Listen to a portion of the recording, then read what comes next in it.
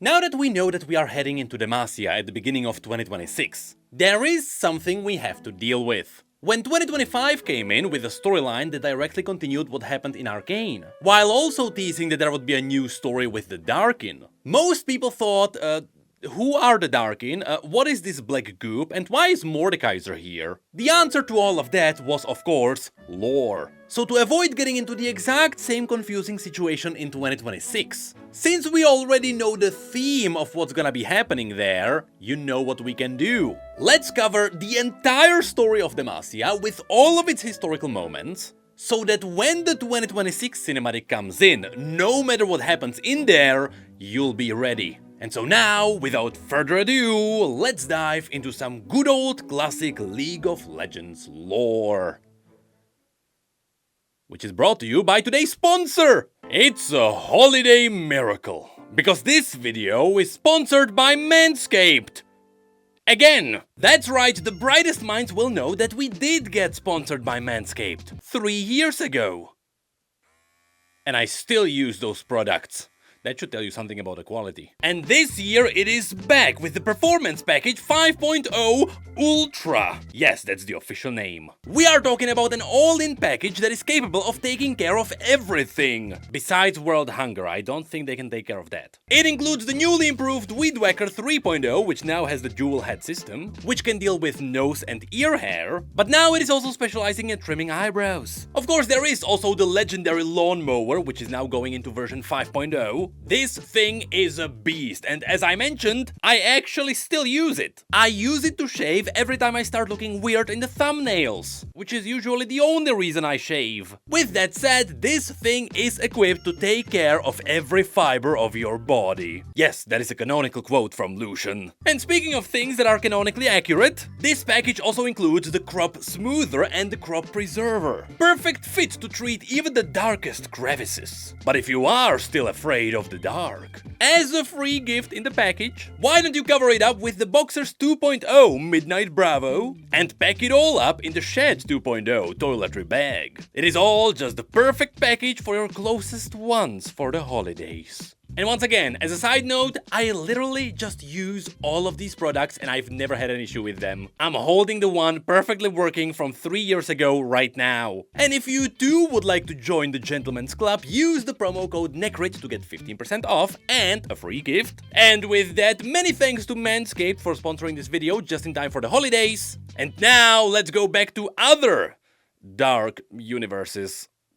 The story of Demacia technically begins about 9,000 years BN. That is before Noxus, because the foundation of Noxus is technically year 0 on the Runeterran calendar. Anyway, this is when Runeterra popped into existence, after some Celestials fiddled with the world runes. At the same time, there was one nefarious Celestial, whose identity is hidden to us, who decided to scatter the world runes across the same planet the runes created. Yes, that is also technically one of the reasons why the planet of League of Legends is called Runeterra. The direct translation is Rune Earth. Anyway, after this happened, for the next thousands of years, the runes simply stayed hidden. After which we can fast forward about 7,000 years, which is where we get to 3 major events. First of all, the Darkin Wars happened. This is where all the lore that was relevant to 2025 comes in, because of Zahen. But long story short, the Shuriman Empire had demigods in their armies.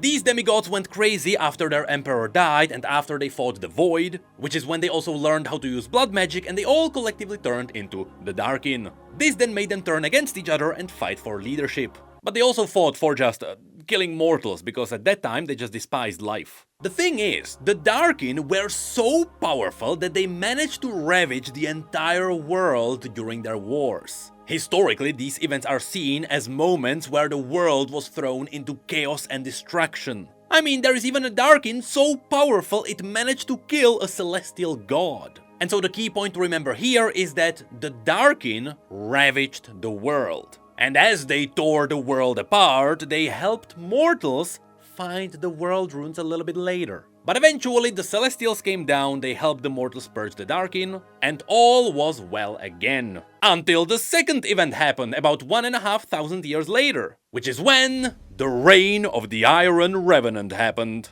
This is another big story that happened, but we only need to know one half of it. I mean, yeah, to be fair, I've talked about Mordekaiser on this channel way too many times. And so once again, once upon a time, there was a glorious warlord called Sanuzal, who believed in the gods of death. And he also believed that if he killed as many people as possible, the gods of death would allow him to dine with them in the glorious halls of bones, which would be in the afterlife. And so Sanuzal managed to conquer an entire continent to stack up the kill streak, but eventually he died after getting backstabbed by LeBlanc. Yes, she is very old. And when he got into the afterlife, he learned that everything is a lie and there was nobody there, just an empty wasteland. At that point, he was so angry, he just decided to become the god of death himself. And once again, during his pillaging, he indirectly helped mortals find the world runes a little bit later. But eventually, Sanuzal was banished and everything was well again. Until the third event happened about 300 years later, which would be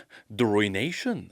And so, another very long story short, because this is a story that got an entire book. There was a king from a faraway kingdom that was also a powerful mage, who had a dying queen. He loved her so desperately that he would do anything to save her, and so he sent his advisors around the world to find a cure. In the end, Callista, one of the king's generals, found a cure on the distant Blessed Isles. It was rumored that these isles had the blessed waters that were able to cure anything. And so, still blinded by his love, the king took the dying queen, which was completely dead at that point. It was literally just a preserved corpse. He got to the Blessed Isles and there he was denied entry, because the queen was dead and there was not much to cure anymore. And so the king forced his way in, he slaughtered the citizens of the Blessed Isles, he dipped his dead queen into the water, and through a combination of magic, holy water and soul-stealing sword, the entire island blew up and created the Shadow Isles. The key point here is that the Blessed Isles were once a home to the most powerful mages in the world. But the Vaults of Helya also safeguarded a lot of powerful artifacts, which may or may not have contained some world runes. Or at the very least, they definitely had some locations showing where the world runes are. And now that it blew up and scattered around, it was public domain. And so after the destruction of the Blessed Isles, nothing was well again, because now you had the undead roaming around. Which finally brings us to the one event you need to remember: the Rune Wars. Essentially, after these three events happened, people started finding the world runes. Those who found them realized that these held incredible power. I mean, we are talking about power that was able to shape the world. And in Rise's story we learned just how corrupting these runes really are. They functioned exactly like the One Ring from Lord of the Rings. The power was addictive and it could break even the most powerful mage. And so naturally, any kingdom that had a mage in it that held one of these world runes became a nation that was capable of conquering the entire world. The issue is, there were many nations holding the world runes now. And so the cataclysmic Rune Wars started. During these events, every nation that had a world rune started launching magical nukes at everyone else around them, in hopes that they destroy everyone else before they get destroyed. Which led to one crucial side effect. The citizens of all of these nations just wanted to be alive, and so they started looking for a safe place to hide. And that one place was in the southwest of Valoran. There, people learned that there was a strange forest. This forest was full of pale trees that had a strange ability to absorb magic.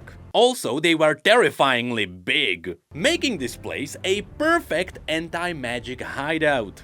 Among the many people who found this place and traveled here, there was Orlon, the leader of a caravan who is known for having a massive hammer. And it was him who helped build the first permanent settlement in these woods. And of course now we know that they were building the foundation of Demacia, which at that time had the capital city of Zephyra. To make sure their newly found kingdom would be serving with maximum protection, the locals harvested the magic nullifying wood, they combined it with lime and ash, and they created a new material called Petricite. Petricite was a stone-like material that inherited the magic nullifying ability, but it was easy to shape, kinda like chiseled stone. And so they simply used Petricite to build the city. That's why the vast majority of Demacia is so pale. Anything that's white is essentially absorbing magic. And so, throughout the Rune Wars, as magical terror engulfed the world, Demacia endured. Although these events did spark hatred towards magic in the hearts of Demacians, which is where another crucial event happens. And for that, we quickly have to dive into Mount Targon, because that's where we will find Kilem and Mira. These were two Targonians who climbed Mount Targon, where Mira became the aspect of justice. But while she ascended, she found out that she was waiting two twin daughters. Those would become Kael and Morgana. And so while Kilem and his two daughters were happy to be alive, their mother, now being a celestial being, had to occasionally travel away for months as she battled evil around the world. The worst part is that these battles became bigger and bigger, and every time she returned, she felt slightly less human. In fact, later we learned that she turned into that. And so Kilem started fearing for his two daughters, and one night while their mother was gone, he took them across the Conqueror Sea to a kingdom that was now known as Demacia. There, these three managed to live out normal lives, relatively speaking, until the day a celestial blade fell from the sky, it split in two and it landed in front of Kael and Morgana. This was their call to continue their mother's legacy. They didn't know if their mother died in battle or if she was simply passing down her duties. But regardless of what happened, Kael and Morgana were now the twin aspects of justice. After this, they learned about their celestial powers and they became the winged protectors of Demacia. But while Kael was almost like a zealot, blindly following their mother's teachings, Morgana always stayed closer to the human side. She was afraid that their celestial powers could give them the same holy frenzy of their mother. And so over the years, there was a gap between the sisters that kept getting wider. Morgana often decided to use her magic instead of their mother's sword, which Kael saw as Morgana suppressing their celestial duty.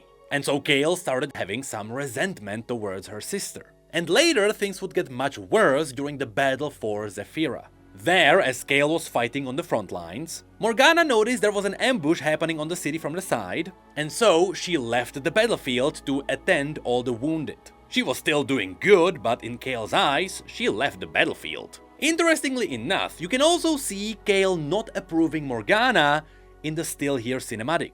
There, you can actually see Kael and Morgana protecting ancient Demacia, which we can assume is the city of Zephyra. And they were defending it from one infamous Darkin who managed to escape his imprisonment. Although, to be fair, the timing on that was never clarified, thank you, retcons. And so technically it is possible that this scene is happening during the Rune Wars, which would mean that ancient Demacia would be founded a little bit earlier before Orlon came in, and Orlon would essentially build Demacia on top of the ruins of the ancient Demacia. I just wanted to clarify that, even though it doesn't really change the story. For now, just know that yes, Kael and Morgana fought a Darkin. And once again, there you could see how Kael didn't approve Morgana's ways. This is an important thing because it leads to the end of this chapter. You see, eventually, Kael started enforcing zealous laws upon Demacia. Simply said, if you didn't follow the celestial guidance, you would die. Of course, it didn't take long, and some people rebelled against the tyranny. And this all ended with one final battle around High Silvermere. There, as Kael and her Judicators hunted down the rebels, Morgana seeked out those who would admit their guilt and she would let them live. Which, technically speaking, was against Kael's law. Of course, Ronus, Kael's champion, noticed it and he wanted to imprison Morgana for it. Which ended up with Morgana killing him. Kael saw what happened, she saw this as the ultimate betrayal, and she let all rage loose. She summoned a massive storm of blades that fell down from the sky to smite all the sinners. But in this holy chaos, as the city of Zephyra was crumbling, Kael also killed Kilem, their father. In that moment, Kael and Morgana stopped fighting, and in complete silence, they left Demacia. Kael returned to the peaks of Mount Targon, seeking the guidance of their mother, and Morgana stayed hidden in the dark woods of Demacia. She was afraid that her celestial powers would simply hurt Demacia more. which is how Morgana faded into a legend and she became known as the Veiled Lady. Yes, this is technically the lore behind the new skin of the Demacian Battle Pass. But this is also why, if you pay attention to the Demacian design, there are so many wings. Some say it is all based on the Silverwing Raptors, but for the most part it is all tied to the Demacian history with the aspect of justice. And although throughout the centuries Morgana became forgotten, history still remembered Kael as the Soul-Winged Protector. And finally, that is what gets us into modern Demacia. You see, after enduring the Rune Wars and their magical nukes, and after enduring the celestial aspects throwing down holy nukes, the Demacians were simply done with magic.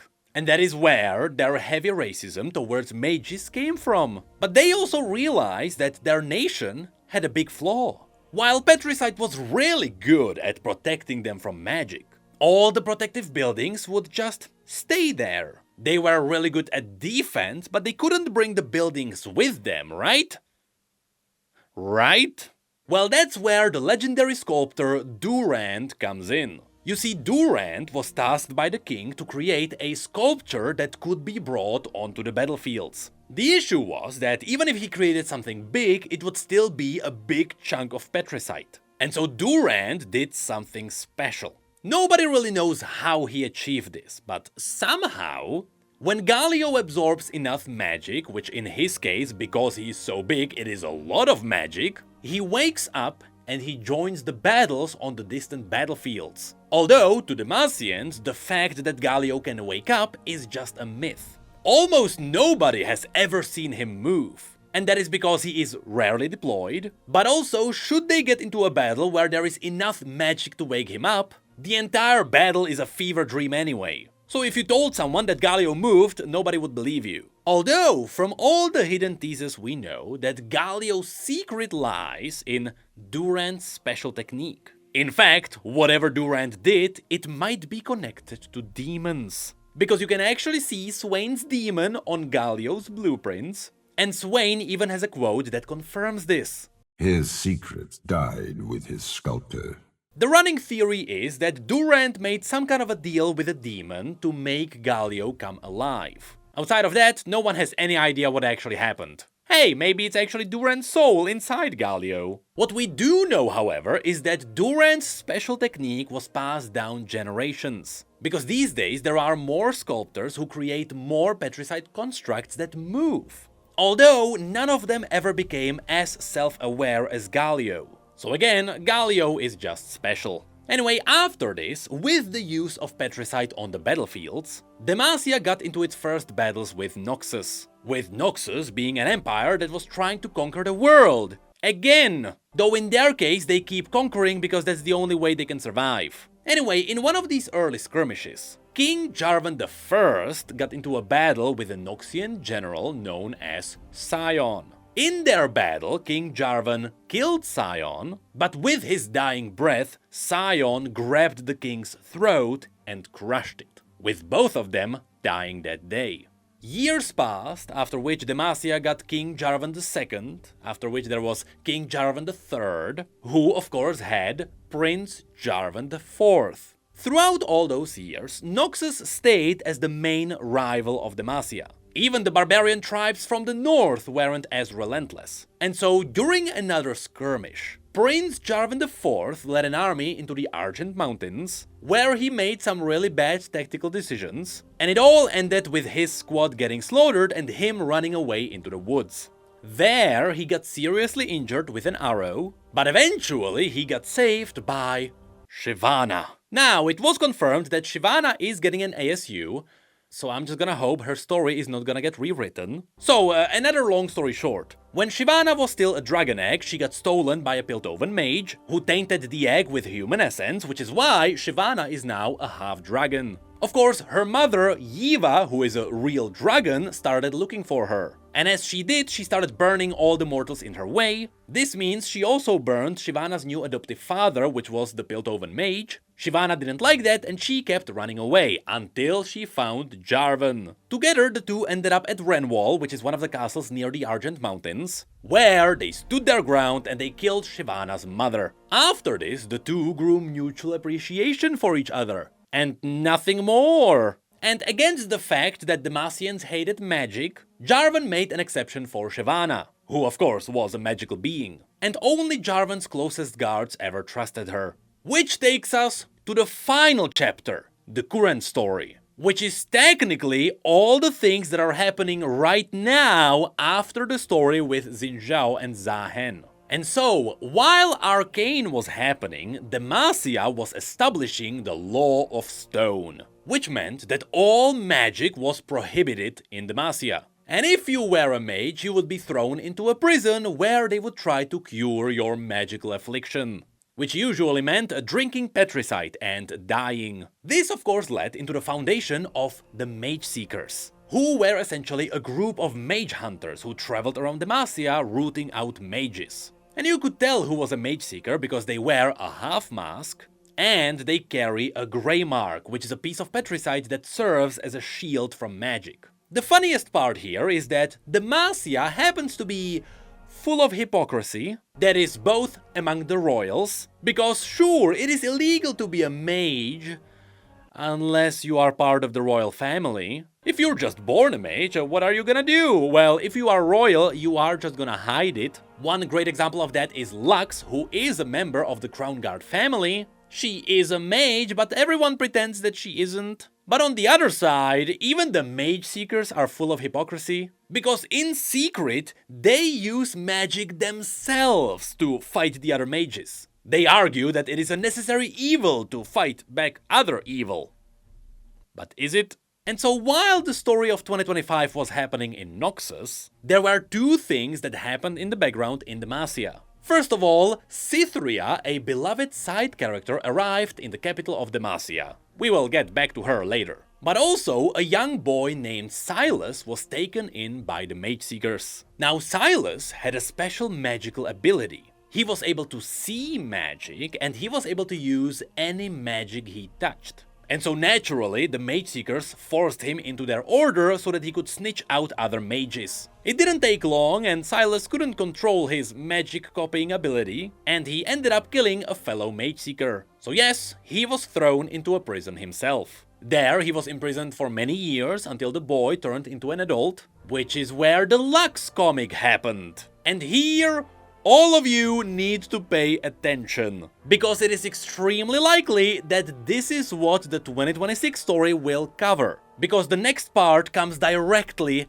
after the story with Zahen. So, there are two storylines that meet here. First of all, Lux tries to learn how to control her own magic as well as hide it, so she stumbles into the Mageseeker library, but she also finds the Mageseeker prisons, and that is where she finds Silas. The two become friends because, of course, Lux knows that he is a mage and he can see that Lux is a mage. And so he teaches Lux how to control her magic, and in return, she brings Silas some books to read. Now, because these are Mageseeker books, Silas learns about Petricite. In the comic, we can directly see that he learns Galio's secret, but he also learns that Petricite doesn't nullify magic, it absorbs it. Meaning that if Silas touches a piece of Petricite, he gets access to all the stored magic. And eventually, Silas uses this as his advantage to escape. Which is where this story is crossed with another. You see, right now, Swain is taking over Noxus. Which means that yes, there should be a moment where Swain gets to meet Mel. But on his mission to take over Noxus and make it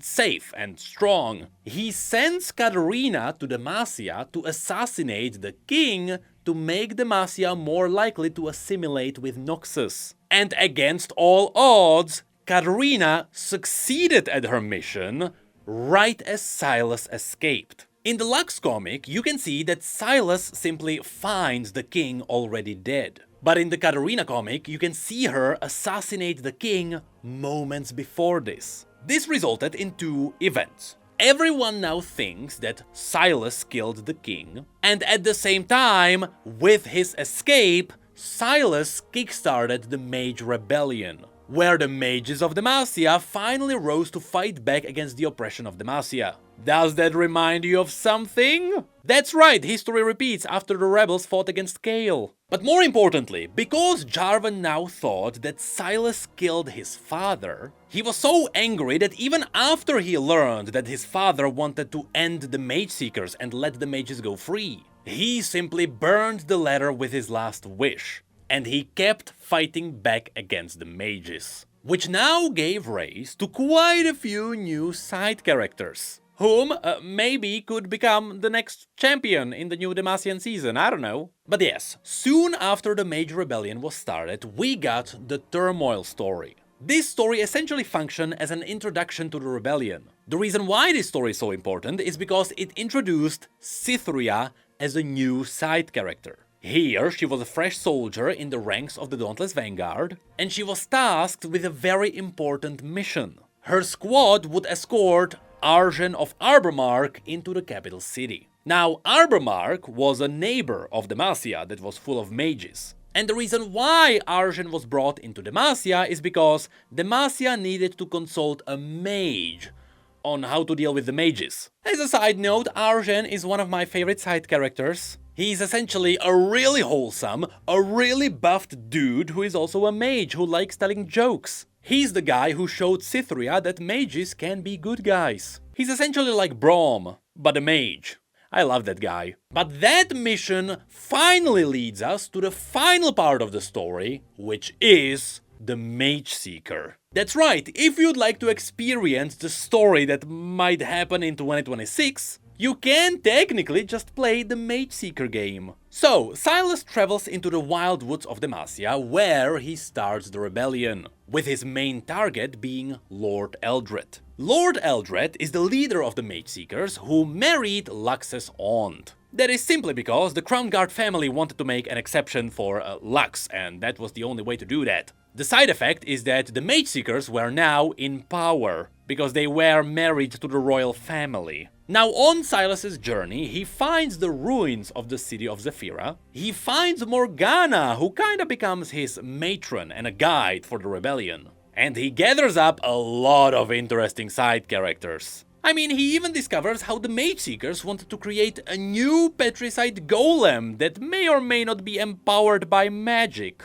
And spoiler alert, the story ends with Silas actually breaching into Demacia, where he kills Lord Eldred, finally freeing Diana from marrying a guy that she doesn't like, after which Silas leaves before the nobles have a chance to strike back. Which means that one day, Silas wants to come back for Jarvan, because Jarvan is the one who started all this fighting with pure hatred. What Silas doesn't know, however, is that after all of this happened, Jarvan realized that he was wrong, and his father was right all along.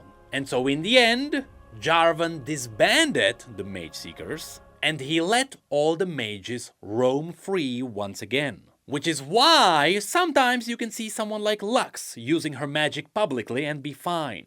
Either she's doing it around the villages on the side of Demacia where people are fine with it, or it is simply happening after the rebellion ended. Which also means that, yes, Silas technically won. But regardless, there is a really good chance that this story might be covered in 2026. And yes, it might also be tackled in the new 2026 cinematic.